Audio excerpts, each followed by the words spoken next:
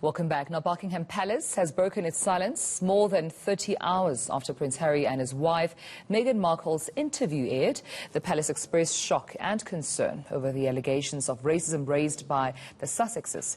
In the interview, Meghan told Oprah Winfrey that several discussions took place where concerns were raised over how dark her son's skin color could be at birth. Well, the interview has evoked mixed reactions from the public, with some going on as far as labeling the revelations as a crisis for the royal household. Let's get some insight now with Royalist and Net-Werk24 editor, that's Arlene Prinsloo. Arlene, thank you so much for your time and welcome to the South African Morning. We saw that statement, mixed reviews there. What did you make of it? I thought it was a very short but not sweet reaction from Buckingham Palace and the Queen, Prince Charles and Prince William. I think it's certainly not what Meghan and Harry was expecting.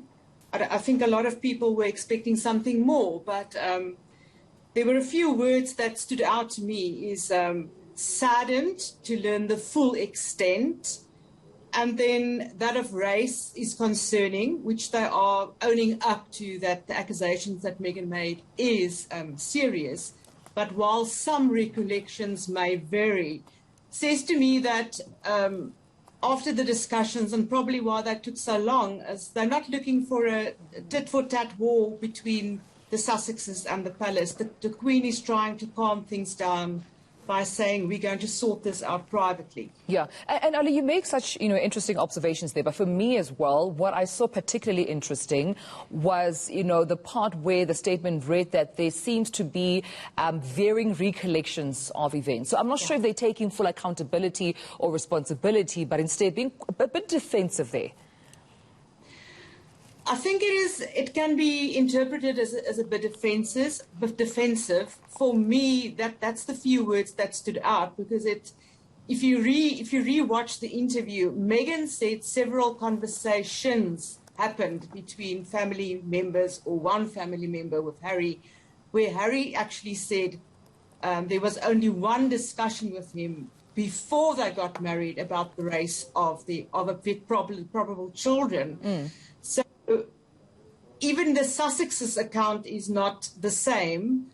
So I'm sure that whoever discussed this with Harry, which is either, according to me, Prince Charles or Prince William, had discussions Monday and Tuesday and decided to come out and actually say for the first time that the truth that you are telling is not necessarily the truth that we experienced while you were in the royal household. Yeah, and I can understand why you may assume it could either be Prince Charles or Prince William, because Oprah Winfrey did tell Gayle King on CBS Morning, the morning after the interview, that Prince Harry did confirm that it was not the Queen nor Prince Philip. I want to get into what this statement means then for the Commonwealth, because we saw some reports coming out that Australia might be sort of expecting more from Buckingham Palace, take responsibility. There were even reports about a possible exit from the Commonwealth.